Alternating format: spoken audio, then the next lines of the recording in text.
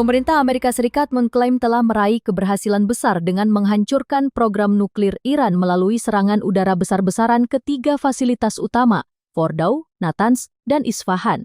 Namun citra satelit terbaru justru menunjukkan klaim tersebut tidak sepenuhnya benar. Dilansir dari NPR, sejumlah pakar independen membantah pernyataan Presiden Donald Trump yang sebelumnya menegaskan bahwa ambisi nuklir Iran telah dihancurkan.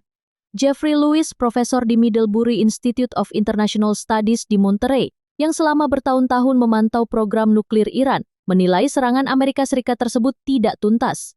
Hal senada disampaikan David Albright, Presiden Institute for Science and International Security (ISIS), yang mengungkapkan bahwa stok uranium 60% milik Iran kemungkinan besar sudah dipindahkan sebelum serangan dilakukan.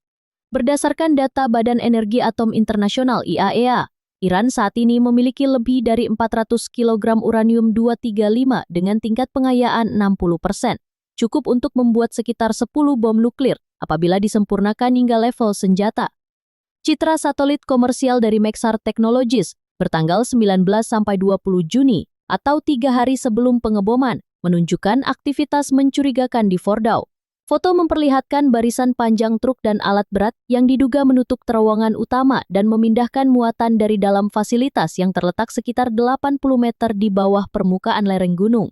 Amerika Serikat mengerahkan 7 pesawat B-2 Spirit yang menjatuhkan bom penghancur bunker Massive Ordnance Penetrators seberat 30.000 pon, serta meluncurkan lebih dari 24 rudal jelajah dari kapal selam untuk menghantam bangunan dan pintu masuk fasilitas bawah tanah di Isfahan. Menteri Pertahanan Amerika Serikat menyebut operasi yang dirancang langsung oleh Presiden Trump sebagai tindakan berani dan brilian, namun para pakar menilai hasilnya tidak sebanding dengan klaim. Fakta di lapangan menunjukkan 6 lubang besar dan puing-puing hangus di sekitar Fordow. Tetapi ventilasi bawah tanah, ruang sentrifugal dan gudang uranium belum dapat dipastikan rusak. Menurut Albright, dalam skenario terburuk, Iran diperkirakan hanya membutuhkan waktu singkat untuk meningkatkan pengayaan hingga 90%, yaitu ambang batas pembuatan senjata nuklir jika semua komponen kunci masih utuh. Dari pihak Iran, pejabat membantah klaim Amerika Serikat.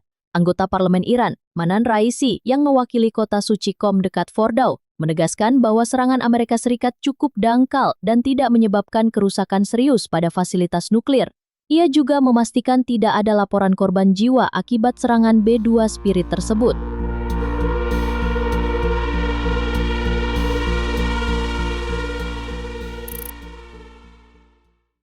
Download Tribun X sekarang, menghadirkan lokal menjadi Indonesia.